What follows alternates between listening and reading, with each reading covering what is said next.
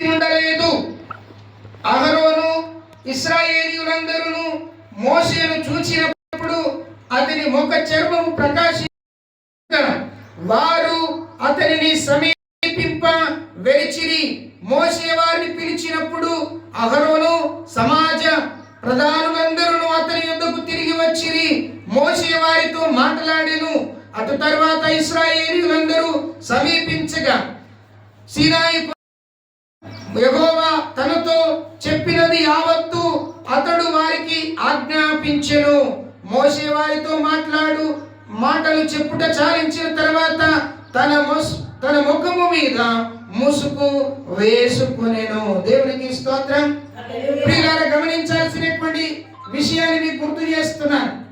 దేవుని పిల్లలమైనటువంటి మనం మరి ఇక్కడ గమనిస్తున్నాం. ఇశ్రాయేలు ప్రజలను నడిపించిన మోషే ప్రవక్త ఏం చేశాడు తెలుసండి? 40 రోజులు దేవుని యొక్క పర్వతం ప్రార్థన చేశాడు. ప్రభువుకు మొరపెట్టాడు. దేవుడు తనకిచ్చిన ఆజ్ఞలను తీసుకున్నాడు, చేత పట్టుకున్నాడు. దాన్ని తీసుకొని క్రిందికి వస్తా ఉంటే ఆయన ముఖం ఏమైందంట? ప్రకాశించింది. అంటే ఇక్కడ మనం నేర్చుకోవాల్సింది ఏంటిదో తెలుసండి? ముసుగు లేని వారి వలె మనం ఉన్నప్పుడు, మన ముసుగు తొలగిపోయినప్పుడు మనము ప్రకాశించబడతాం. దేవునికి స్తోత్రం. హల్లెలూయా. అడ్డుతెర తొలగిపోవాలి. నీకు దేవునికి ఉన్నటువంటి అడ్డుతెర తొలగిపోవాలి. ఆర్థిక ఇబ్బందుల అడ్డుతెర తొలగించుకోవాలి. సమస్యల తొలగించుకోవాలి. శోధన తొలగించుకోవాలి. నీకు దేవునికి ఉండినటువంటి మధ్యలో ఉన్నటువంటి అడ్డుతెరను తొలగించుకోవాలి. దేవునికి స్తోత్రం. హల్లెలూయా. చూడండి, ప్రత్యక్ష గుడారం కట్టినప్పుడు, మోషే ప్రత్యక్ష గుడారం కట్టినప్పుడు 3 భాగాలుగా దాన్ని నిర్ణయించారు. ఒకటి ఆవరణము, రెండవది పరిశుద్ధ స్థలము, మూడవది అతి పరిశుద్ధ స్థలం. బాగా గమనించాలి. ఏ పాపము చేసిన వ్యక్తి అయినా వచ్చి ఆవరణంలోనికి వచ్చి దైవజనుడు అనగా యాజకుడితో చెప్పుకుంటే యాజకుడు పరిశుద్ధ స్థలంలో దేవునికి యాగమును అర్పిస్తాడు. అలాగే సంవత్సరానికి ఒకసారి ఈ పరిశుద్ధ దేవాలయము అనగా ప్రత్యక్ష గుడారములో అతి పరిశుద్ధ స్థలములోనికి వెళ్ళాలంటే సంవత్సరానికి ఒకమారు మరి దేవుని యొక్క యాజకుడు తన నడుముకు ఒక గంటను కట్టుకొని లోపలికి వెళ్ళి ప్రజలందరూ చేసిన పాపములన్నిటి నిమిత్తము, దోషములన్నిటి నిమిత్తము ఆయన పశ్చాత్తాపము కలిగి దేవునికి బలిని అర్పించి, కృతజ్ఞత అర్పణలను అర్పించి, పాపము ఒప్పుకోలు ప్రార్థన చేసి తిరిగి బయటికి రావాలి. తిరిగి బయటికి రావాలి. ఒకవేళ ఆ దైవజనుడే, ఒకవేళ ఆ ప్రవక్తనే, ఒకవేళ ఆ యాజకుడే పాపము చేసినట్లయితే అక్కడికక్కడే మరణిస్తాడు. కానీ గమనించాల్సిన విషయం అంటే ప్రజలు దేవుని దగ్గరికి వెళ్ళడానికి పాత నిబంధన కాలంలో ఒక అడ్డుతెర ఉన్నది. ప్రజలు దేవుని సన్నిధిని సమీపించడానికి అడ్డుతెర ఉన్నది. కానీ క్రొత్త నిబంధన కాలంలోనికి వచ్చేసరికి యేసు ప్రభు ఎప్పుడైతే తాను మరణించాడో వెంటనే అడ్డుతెర అనేది ఏమైపోయింది? తొలగించబడింది, చిరిగిపోయింది అని వాక్యం చెప్తుంది. చూడండి, మత్తయి సువార్తలో 28వ అధ్యాయం మీరు వాక్యాన్ని చదివినప్పుడు అక్కడ చక్కని విషయాలు మనకు దేవుడు తెలియపరుస్తూ ఉంటున్నాడు. నీకు నాకు ఉన్నటువంటి అడ్డు తెరను దేవుడు తొలగించాడు. దేవునికి స్తోత్రం. హల్లెలూయా. మనం చాలా సార్లు మనం గ్రహించలేకపోతూ ఉంటాం. 27వ అధ్యాయము 51 వచనం. యేసు మరలా బిగ్గరగా కేకలు వేసి ప్రాణము విడిచెను.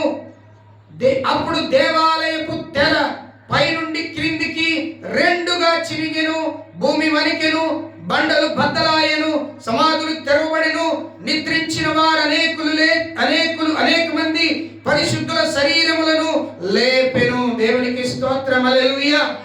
ప్రియులారా, గమనించాలి. పాత నిబంధన కాలంలో నీకు దేవునికి మధ్యలో అడ్డుతెర ఉంది. కొత్త నిబంధన కాలంలోనికి వచ్చినప్పుడు ఆ అడ్డుతెరను క్రీస్తు తన యొక్క మరణము ద్వారా అడ్డుతెరను తీసివేశాడు. దేవునికి స్తోత్రం. హల్లెలూయా. ఇప్పుడు అడ్డుతెర తొలగించబడింది కానీ ముసుగు తొలగించబడలేదు. అడ్డుతెర తొలగించబడింది కానీ ముసుగు తొలగించబడలేదు. ఈ రోజులో అడ్డుతెర నుండి విడుదల పొందుతున్నారు. అడ్డుతెర తొలగించబడినప్పుడు ఏం కలుగుతుంది? ముఖాముఖిగా చూసే భాగ్యం ఉంటుంది. కానీ ఈ రోజున అది లేదు. ఎందుకో తెలుసా? ఆ అడ్డుతెరకు బదులుగా ముసుగు అడ్డంగా ఉంది. ముసుగు అడ్డంగా ఉంది అంటే ఆయనను చూడలేకపోతున్నారు, ఆయనను గ్రహించలేకపోతున్నారు, ఆయన కార్యాలను నెరవేర్చలేకపోతున్నారు, వాటిలో వారు నిమగ్నమై ఉండలేకపోతున్నారు, ఆయనతో దర్శించలేకపోతున్నారు, ఆయనతో కలిసి సహవాసము చేయలేకపోతున్నారు. కారణం వారికి మధ్యలో ఏమున్నది? ముసుగు ఉన్నది. హల్లెలూయా. మొదటిది, ముసుగు లేని ముఖము గలవారమై ఉండాలి. నీ ముసుగును నువ్వు తొలగించుకోవాలి. ఎవరో వచ్చి నీకు తొలగించారు. అసలు ముసుగు ఎవరు పెట్టుకుంటారో తెలుసండి? నువ్వే పెట్టుకుంటావు. దేవుని దగ్గరికి వచ్చినప్పుడు నీ సమస్యను ఎక్కువగా దేవుడికి చెప్తా ఉంటావు. సమస్యను తొలగించుకో. నువ్వు దేవుని దగ్గరికి వచ్చినప్పుడు నీ శోధన సంబంధమైన క్రియను ఎక్కువగా నీవు బోధిస్తూ ఉంటావు, దేవునికి చెప్తా ఉంటావు. దాన్ని తొలగించుకో. నువ్వు చేయుచున్న నీ పాపము దేవుని యొక్క ముఖాన్ని చూడనీయకుండా ఆపేస్తుంది, దేవుని స్వరాన్ని విననీయకుండా ఆపేస్తుంది. అందుకే ఇక్కడ పౌలు గారు ఏమంటున్నాడంటే కొరింథీ సంఘానికి, మీరు ముసుగు లేని ముఖము వంటి వారై మీరు ఉండాలి. అంటే మీ ముసుగును తొలగించుకోవాలి. మీ ముసుగును ఏం చేయాలి? తొలగించుకోవాలి. తొలగించాలంటే అడ్డుతెర ఏమున్నదో అని దేవుడు తొలగించాడు. ఆ తొలగించినటువంటి అడ్డుతెర నుండి దేవుడు నిన్ను విడిపించాడు. నీలో ఉన్నటువంటి చిన్న చిన్నవి నీ తండ్రికి దూరం చేస్తున్నాయి. నీ తండ్రికి ఏం చేస్తున్నాయి? అవి దూరం చేస్తున్నాయి. ఆయనని చూడలేకపోతున్నాయి. మీకు తెలుసు కదా, జక్కయ్య ఏం చేశాడు? చెట్టు మీదకి ఎక్కి యేసయ్యని చూద్దామనుకున్నాడు. అడ్డుతెర, ఆయనకు అడ్డంగా ఉన్నటువంటి ముసుగు దేవుడు తొలగించాడు. ఏముంది? తనలో ఉన్నటువంటి ముసుగేంటిది? అధికమైన సంపాదన ఉంది, డబ్బును సంపాదించే ఆలోచన ఉంది ఆయనకి. కానీ వాస్తవం ఏంటంటే ఆ అడ్డుతెరను, ఆ ముసుగును దేవుడు తొలగించడానికి చెట్టు మీద ఉన్నటువంటి జక్కయ్య ఇంటిలోనికి వెళ్ళవలసి వచ్చింది. ప్రియులారా, ఈ రోజున మీకు జ్ఞాపకం చేస్తున్నా, మొదటిది నీ ముఖమును ఏం చేయాలి? దేవునికి కనబడేటట్టుగా చేసుకోవాలంటే నీకు దేవునికి అడ్డుగా ఉన్నటువంటి ఆ ముసుగుతనమును తీసే, ఆ దొంగ ఆలోచనలను, అబద్ధపు మాటలను తొలగించుకో. రెండవదిగా మీరు కొరింథీ పత్రికలు మనం చదువుతున్నాం. 2వ కొరింథీ 3వ అధ్యాయములో మనం చదువుతున్నాం. మనం ముసుగు తొలగించబడినప్పుడు మనకేం కలుగుతుందో అక్కడ రాయబడి ఉంది.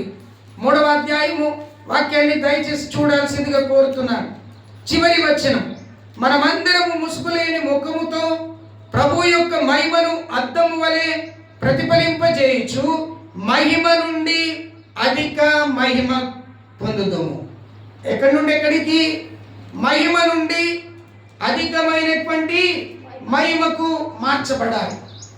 దేనిలో నుండి దేనికి మార్చబడాలి? మనం మహిమలోనే ఉన్నాము. మహిమ నుండి అధికమైనటువంటి మహిమలోనికి మనం మార్చబడాలి. యేసు ప్రభు ఒక సందర్భంలో తన శిష్యులను తీసుకొని ఒక కొండకు వెళ్ళి ప్రార్థన చేశాడు. మనందరికీ తెలుసు, మత్తయి సువార్తలో 17వ అధ్యాయములో మనకి యొక్క సన్నివేశం కనబడుతుంది. మహిమ నుండి అధిక మహిమకు వెళ్ళుట అంటే అర్థమేందో తెలుసా? చూద్దాం. అక్కడ 17వ అధ్యాయం ఒకసారి చూడండి. మత్తయి సువార్త 17వ అధ్యాయము మొదటి నుండి నేను చదువుతున్నాను. 6 దినములైన తర్వాత యేసు పేతురుని, యాకోబుని, అతని సహోదరుడైన యోహానుని, ఎందరినండి? పేతురుని, యాకోబుని, యోహానుని, ముగ్గురిని తీసుకొని ఆయన వెంట పెట్టుకొని ఒక ఎత్తైన కొండకు వెళ్ళాను. ఏకాంతంగా వెళ్ళాడు. దేవునికి ఒక అలవాటు ఉంది. ఎప్పుడు కొండ వైపు వెళ్ళి ప్రార్థన చేసేవాడు. ఏకాంతంగా ఉండి ప్రార్థన చేసేవాడు. ఎప్పుడు ప్రార్థన చేసేవాడు. పగలంతా దేవుని సువార్త ప్రకటించేవాడు. సాయంకాలం అయిందంటే చాలు, ఆయన చేసే పని ఏంటిదని అంటే గెత్సెమనే తోటలోనికో, ఒలీవ కొండ దగ్గరికో, మరి దేవుని సన్నిధిలో ప్రార్థన చేయడానికి వెళ్ళేవాడు. ప్రభుతో గడపడానికి వెళ్ళేవాడు. ప్రభుతో నాయన తనను గురించినటువంటి విషయాలను తన తండ్రితో చెప్పుకోవడానికి వెళ్ళేవాడు. దేవుడు చెప్పినటువంటి మాట నెరవేర్చడానికి తను ఒక నూతనమైన బలాన్ని, నూతన శక్తిని పొందుకోవడానికి దేవుని సన్నిధికి చాలాసార్లు వెళ్ళినటువంటి సందర్భాలు మనకు కనబడతాయి. ఎక్కువ శాతం ఆయన ఒంటరిగా ప్రార్థన, ఏకాంతముగా ఉండి ప్రార్థన చేయడానికి వెళ్ళాడు. ఏకాంతముగా ఉండి ప్రార్థన చేయడానికి వెళ్ళినట్టుగా దేవుని వాక్యంలో చూస్తాం. ఇక్కడ కూడా ఏకాంతంగా వెళుతూ తన దగ్గర ఉన్నటువంటి 12 మంది శిష్యుల్లో నుండి ముగ్గురిని తీసుకుని వెళ్ళాడు. ముగ్గురిని తీసుకొని వెళ్ళి ఆయన ప్రార్థన చేస్తున్నాడు. ఆయన ప్రార్థన చేస్తూ ఉంటే ఆయన రూపాంతరము పొందెను అని ఉంటుంది అక్కడ. ఆ కొండ మీదకి వెళ్ళి ప్రార్థన చేయించున్నప్పుడట ఆయన రూపాంతరపరచబడ్డాడు. అంటే మార్పు కలిగింది. యేసు ప్రభు వారితో ఉన్నప్పుడు ఉన్నలాగున కొండ మీదకి వెళ్ళి ప్రార్థన చేస్తున్నప్పుడు లేడు. సంథింగ్ చేంజ్, కొంచెం మార్పు జరిగింది. ఏంటి ఆ మార్పు, ఎలా జరిగింది అనే విషయాలు మనం అక్కడ చదువుతూ ఉంటాం. చూడండి, ఆయన ముఖము ప్రకాశించింది. మొదటిది, ఆయన ముఖము సూర్యుని వలె ప్రకాశించింది. ఎవరైనా, ఏ మనుషుడైనా సూర్యుని చూడడానికి ధైర్యం చాలదు. దాన్ని చూడాలంటే ఒక అడ్డు తెరను మధ్యలో పెట్టుకొని చూడగలుగుతాడు. బాగా గమనించాల్సిన విషయం. అంటే దేవుని యొక్క సన్నిధిలో ఆయన ప్రార్థిస్తూ ఉండినప్పుడు ఆయన ముఖము ప్రకాశవంతంగా ప్రకాశించింది. ఇది ఎక్కడుందో తెలుసా? మత్తయి సువార్త 17వ అధ్యాయంలో ఉంది. 17వ అధ్యాయము 2వ వచనంలో రాయబడి ఉంది. ప్రియులారా గమనించాలి. మీరు గమనించవలసినటువంటి విషయం, ఆయన ముఖము సూర్యుని వలె ప్రకాశించింది. దేవుని బిడ్డలమైనటువంటి మన ముఖములు కూడా ప్రకాశించాలి. అధిక మహిమ నుండి అధిక మహిమలోనికి వెళ్ళాలంటే మన ముఖములు ఏం కావాలి? ప్రకాశించాలి. రెండవదిగా, ఆయన వస్త్రములు వెలుగు వలె తెల్లవాయెను. ఏమైనాయి? ఆయన వస్త్రము వెలుగు వలె తెల్లవిని అయినాయి. ఆయన వస్త్రములు వెలుగు వలె తెల్లవైనాయి. మూడవదిగా మీరు అక్కడ చూడండి. మూడవదిగా మనం అక్కడ చూస్తూ ఉంటాము. వాక్యం చదువుతున్నాను. ఇదిగో మోషేయు ఏలియాయు వారికి కనబడి ఆయనతో మాట్లాడుచుండెను. మూడవదిగా అక్కడ గమనిస్తున్నాం, దేవుడు తన ఆత్మతో నింపబడుట గమనిస్తున్నాం. నాలుగవదిగా, అందులో నుండి ఒక స్వరం వినబడుతుందంట. 5వ వచనం, ఇదిగో ఈయన నా ప్రియ కుమారుడు, ఈయన యందు నేను ఆనందించుచున్నాను. ఆయన ఇంకా మాట్లాడుచుండగా ఇదిగో ప్రకాశమైన మేఘము, ఒక మేఘము వారిని కమ్ముకున్నది. అంటే దేవుని యొక్క సన్నిధి వారిని కమ్ముకున్నది. అంతేకాకుండా ఏం జరిగింది అక్కడ గమనిస్తున్నాం, దేవుని యొక్క స్వరం పరలోకము నుండి వారు వింటా ఉన్నారు. మహిమ నుండి అధికమైన మహిమలోనికి నీవు ప్రవేశించాలంటే కనుక నీ ముసుగు తొలగించబడడం ఎంత ప్రాముఖ్యమో, నీవు ప్రకాశించడం కూడా అంతే ప్రాముఖ్యం. ప్రకాశించడం కూడా అంతే ప్రాముఖ్యం. వెలుగు వలె నీ వస్త్రాలుగా మారటం కూడా అంతే ప్రాముఖ్యం. నువ్వు ఆత్మతో నింపబడటం కూడా అంతే ప్రాముఖ్యం. నీవు పరలోకము నుండి దేవుని స్వరమును వినాలి. హల్లెలూయా.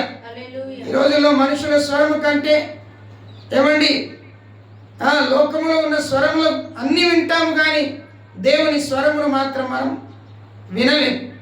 మీ అందరికీ తెలుసు, పేతురు చెరసాల్లో ఉన్నాడు. సంఘం అందరూ ప్రార్థన చేస్తున్నారు. ఒక సమయమున ఏం జరిగింది? పేతురుని దేవుని దూతలు ఎత్తుకొని వచ్చినాయి, అక్కడ నిలువబెట్టినాయి. అందరూ ప్రార్థన చేస్తున్నారు. అక్కడ పేతురు గారు వచ్చి ఆ యొక్క డోరును కొడతా ఉన్నాడు. ఆ డోరును తడుతూ ఉంటే, ఆ తలుపును తడుతూ ఉంటే, ఆ తలుపును తట్టుతున్నటువంటి ఆ వ్యక్తి యొక్క స్వరాన్ని విని గుర్తుపట్టింది. ఎవరో తెలుసా?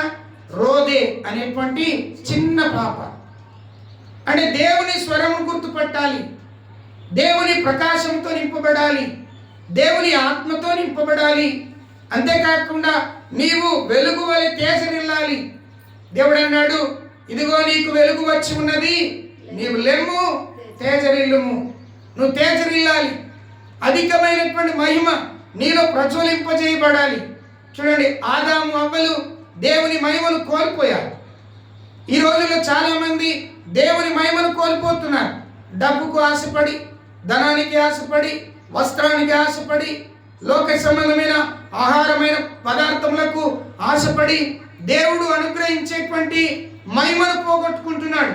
అంతేకాదు ప్రియులారా, వాక్యం అంటుంది, యోహాను సువార్త 3వ అధ్యాయం 16వ వచనం అంటుంది, దేవుడు లోకాన్ని ఎంతో ప్రేమించాడు, ఆయన ప్రేమ స్వరూపి, నిన్ను ప్రేమించాడు, నీ కొరకు తన ప్రాణాన్ని ఇచ్చాడు, నీ కొరకు తనను తాను అర్పించుకున్నాడు. కానీ లోకం ఏం చేసిందో తెలుసండి, దేవుడు అనుగ్రహించు మహిమను పోగొట్టుకున్నది. కారణం పాపం, కారణం దోషం, కారణం దేవునికి అసహ్యమైన క్రియలు చేయటం. కనుక ఈ రోజున నా మాటలు వింటున్నటువంటి నీవు నేర్చుకోవలసిన పాఠం ఏంటో తెలుసండి, ముసుగు లేని ముఖము వలె నీవు ఉండాలి. అది దేవుడు కోరుకుంటున్నాడు. దేవునికి నీకు మధ్యలో ఏది అడ్డంకం ఉండకూడదు.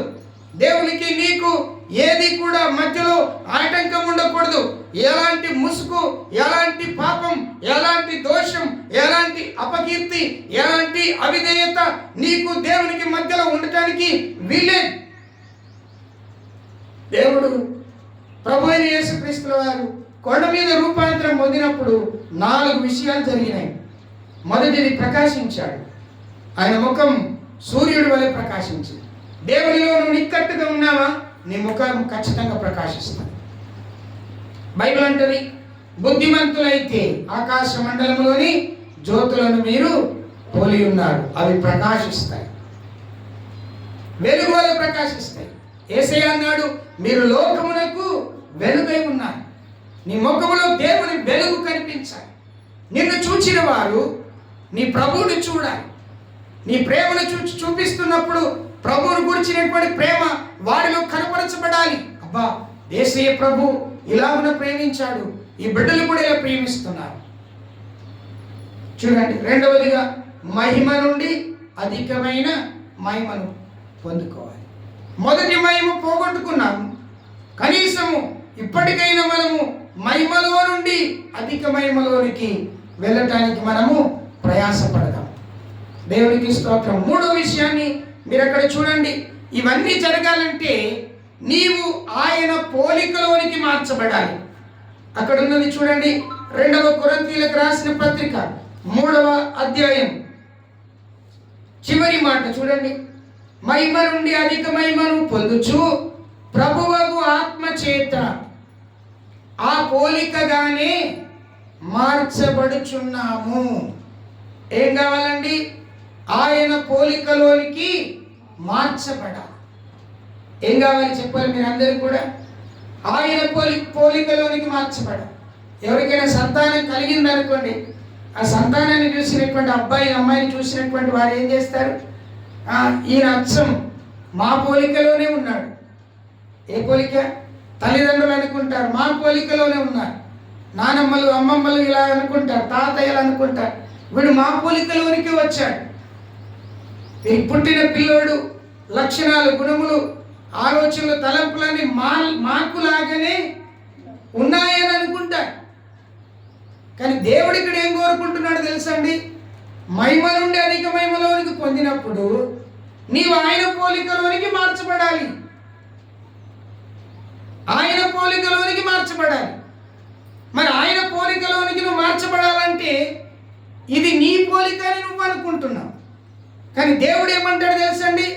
దేవుడు నిన్ను తన పోలిక చొప్పున చేశాడు. చూడండి, ఆదికాండం చూడండి ఒకసారి, వాక్యాలు చాలా ప్రాముఖ్యమైనవి.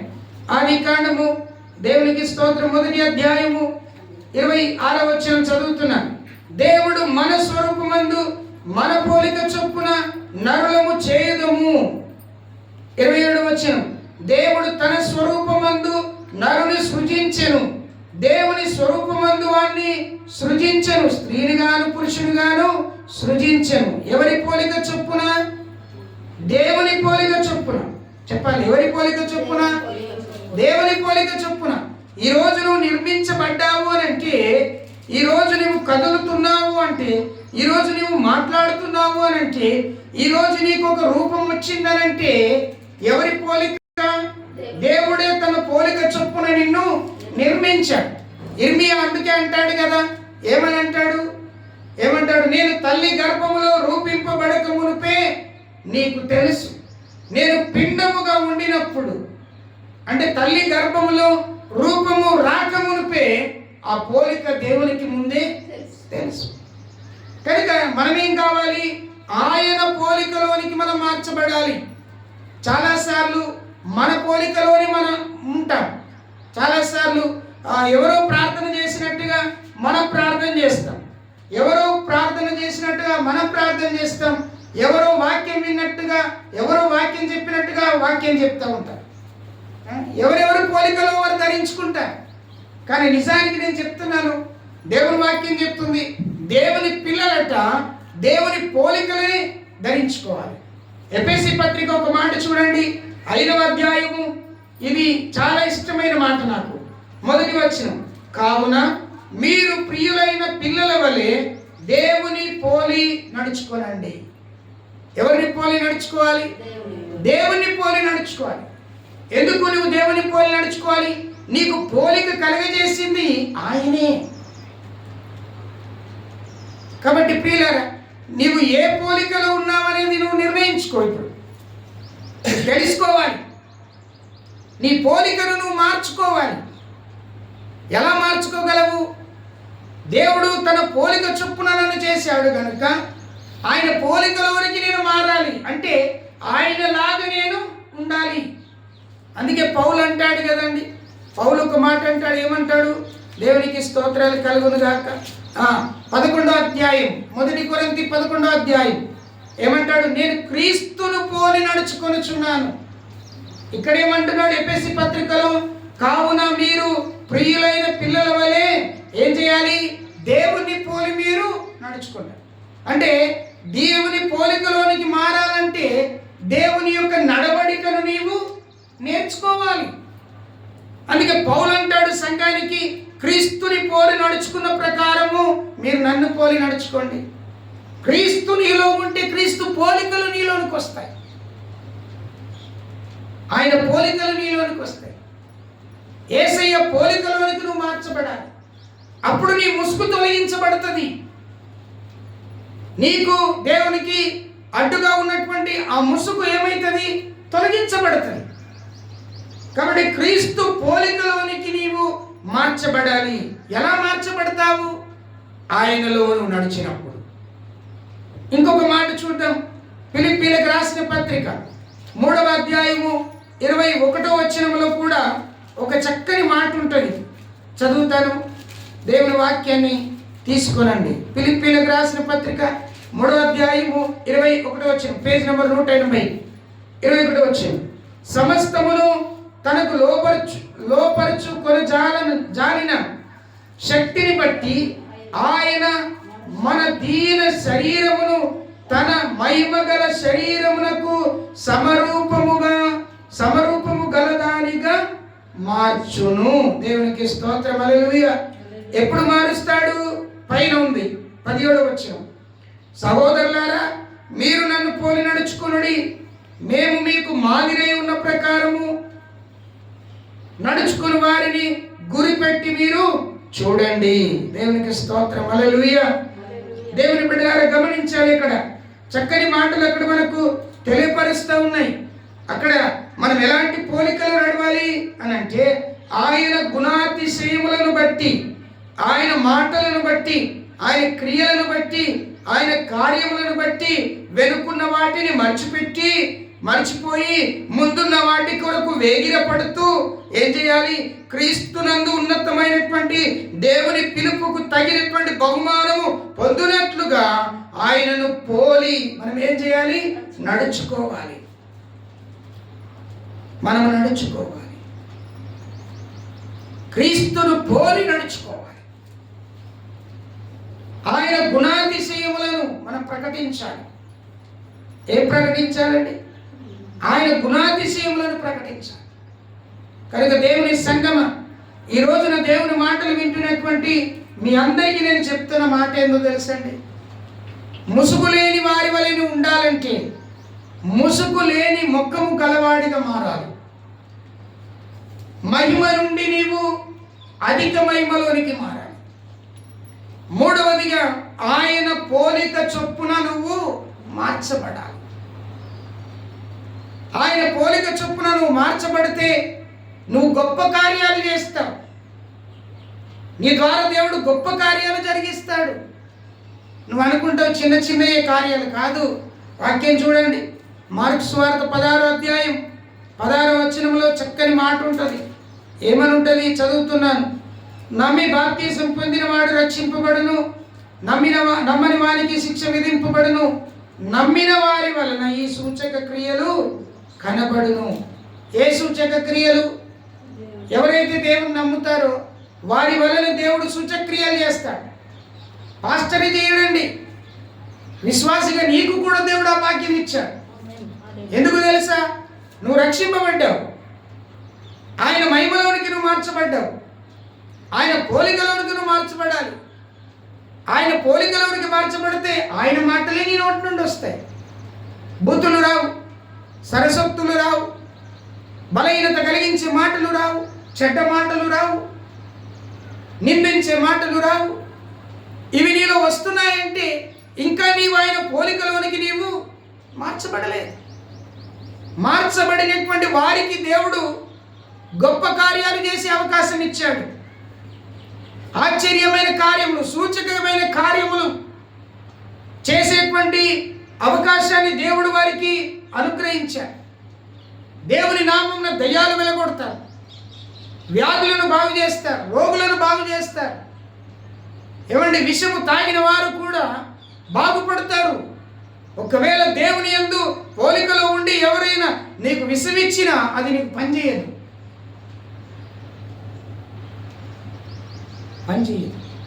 జాగ్రత్తగా గమనించాలి. దేవుడు గొప్ప కార్యాలు చేస్తాడు నీ పట్ల. మూడు విషయాలు. ముసుగు లేని వారి వలె ఉండాలంటే 3 విషయాలు. నీ ముఖమును ఏం చేయాలి? ముసుగు లేనటువంటి ముఖంగా మార్చుకోవాలి. రెండవది, మహిమ నుండి అధిక మహిమలోనికి మారాలి.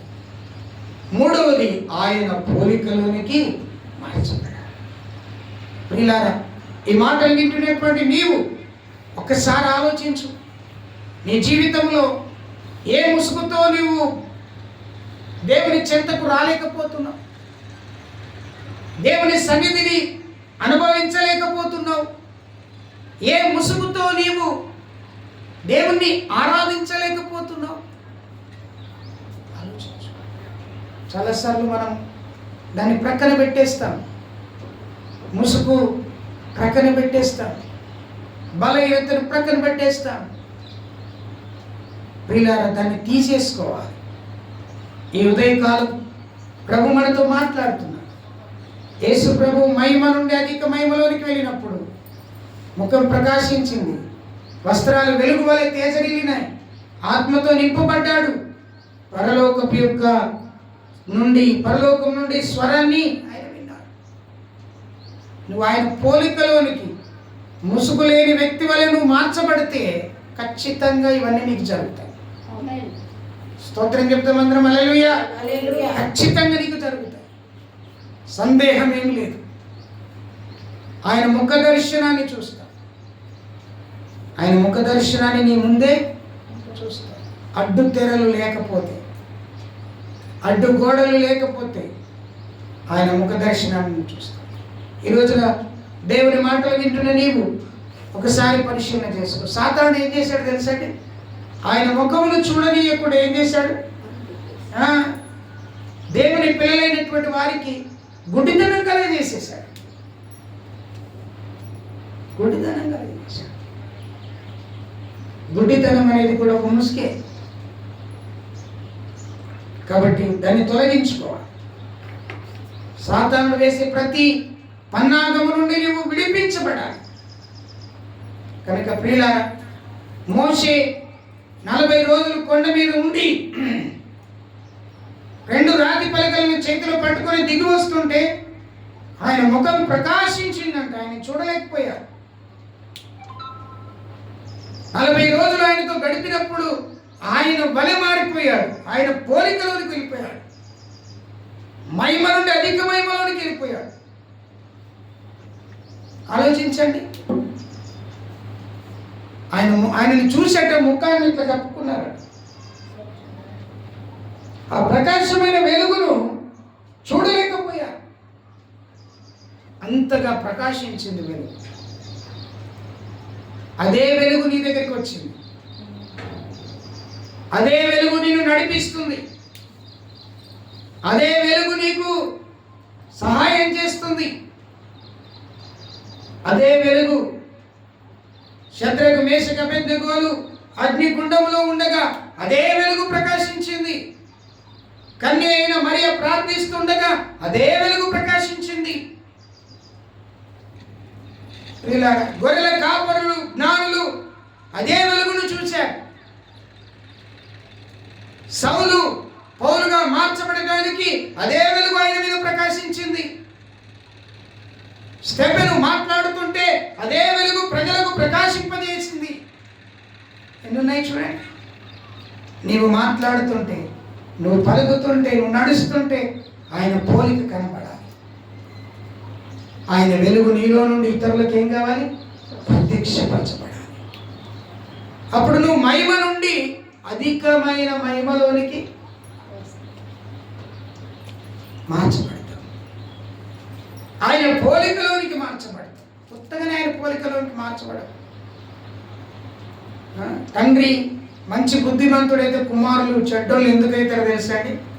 కుమారులను తన పోలికలోనికి తండ్రి మార్చుకోలేడు.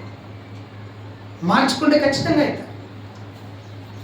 మన తండ్రి, మన ప్రభువు చెప్తున్నాడు మాటలు, నేను నా పోలికలో నడవండి, నన్ను వెంబడించండి, నా గుణాతిశయములను, నేను కలిగి ఉన్న గుణాతిశయములను మీరు చూడండి.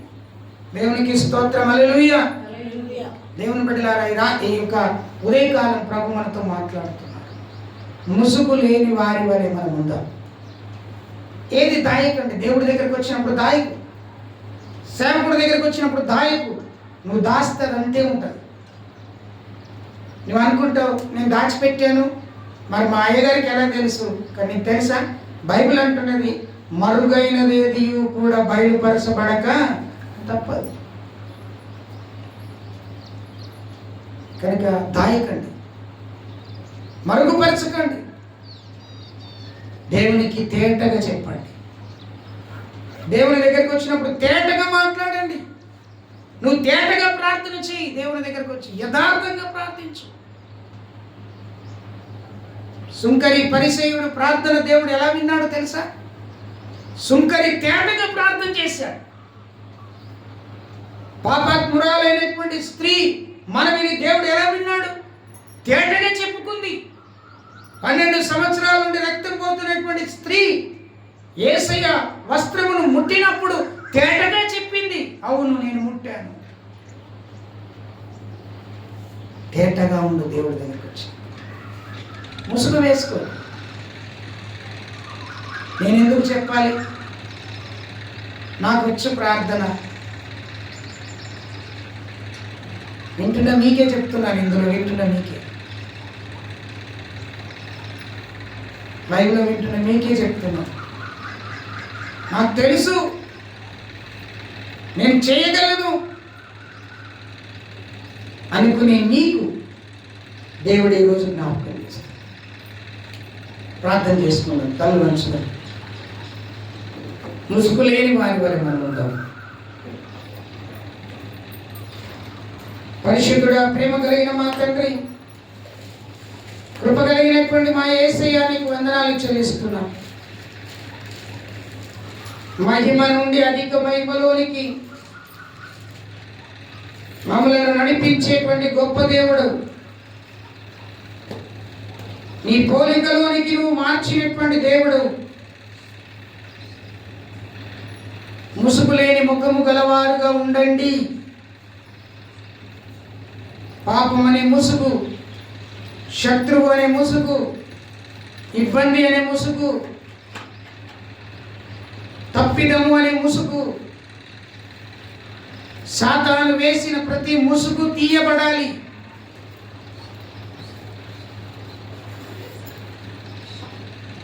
నేరస్తునికి వేసే ముసుగు తీయబడదు. కానీ మన నేరములు, మన దోషములు, మన పాపములు ఆయన మోసి ఆ తెర నుండి, ఆ ముసుగు నుండి నిన్ను విడిపించాడు.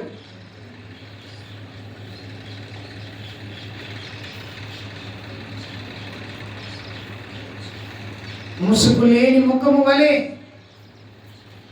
నీవు ప్రకాశించాలి.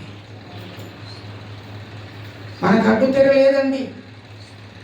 పాత నిబంధన కాలంలో అడ్డుతెర ఉంది, ఇప్పుడు మనకు లేదు. మనకున్న అడ్డుతెర ఏంటిదో తెలుసా? మనము కల్పించుకున్నటువంటి ప్రతి దోషములే మనకు అడ్డుతెరగా ఉన్నాయి దేవునికి. ఈ రాత్రి, ఈ సాయంకాలం, ఈ ఉదయకాలం ప్రతిరోజు నువ్వు నేర్చుకోవాల్సిన మాట, ఆయన పోలిక చొప్పున నడువు, ఆయన నా మాట చొప్పున ప్రవర్తించు.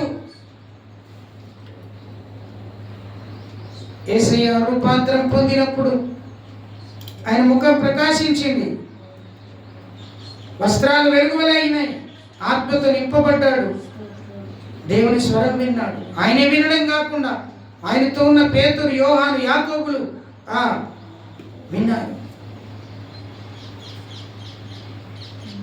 ఈ రాత్రి, ఈ ఉదయకాలం ప్రభు మనతో మాట్లాడుతున్నాడు. ముసుగు లేని వారి వల్ల ఉంటావా?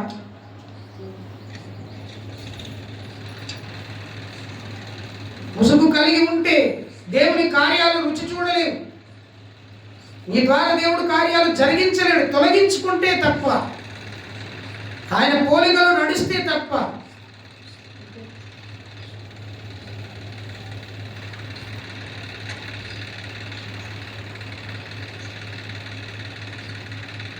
ఆయన చెప్పిన ప్రకారము నడుచుకుంటే తప్ప కార్యాలు జరిగాయి. ప్రార్థన. పరిశుద్ధుడా, ప్రేమ కలిగిన మా తండ్రి, కృప కలిగినటువంటి మా యేసయ్య, నీకు వందనాలు చెల్లిస్తున్నాం. ఈ దినమున నీవు మమ్మల్ని ప్రేమించి మా కొరకు చక్కని వర్తమానము నీ దైవజనుల ద్వారా మాతో మాట్లాడినందుకు వందనాలు చెల్లిస్తున్నాం. నీవు చేయుచున్న ఈ గొప్ప కార్యములన్నిటిని బట్టి నిన్ను మేము స్తుతిస్తున్నాం, మహిమపరుస్తున్నాం, ఘనపరుస్తున్నాం. పరిశుద్ధ ఆత్మదేవుడా, నీవే మా పక్షమున ఉండమని ప్రార్థిస్తున్నాను తండ్రి. మహిమకు పాత్రుడిగా మమ్మల్ని చేయండి. ముసుగులేని ముఖము వారి వలె ఉండి నీ ప్రత్యక్షతను చూచినట్లుగా, మహిమ నుండి అధిక మహిమలోనికి ప్రవేశించినట్లుగా, నీ పోలికలోనికి మార్చబడినట్లుగా మమ్మల్ని సిద్ధపరచమని ప్రార్థన చేస్తున్నాం. యేసుక్రీస్తు నామమున ఈ ప్రార్థన అడిగి వేడుకుంటున్నాము తండ్రి. ఆమేన్. మన పరమ తండ్రి అయిన దేవుని ప్రేమ, కుమారుడైన యేసుక్రీస్తుల వారి కృప, పరిశుద్ధాత్మ యొక్క నిత్య సన్నిధి సహవాసం కూడి ఉన్న మనందరికీ దేవుడు సదాకాలము దయచేసి నడిపించి కాపాడును గాక. ఆమేన్. యేసు రక్తమే జయం, శిలువ రక్తమే జయం. యేసు నామమునకు సంపూర్ణ విజయము కలుగును గాక. ఆమేన్. ఆమేన్. అందరికీ వందనాలు. దేవుడు మిమ్మల్ని దీవించును గాక.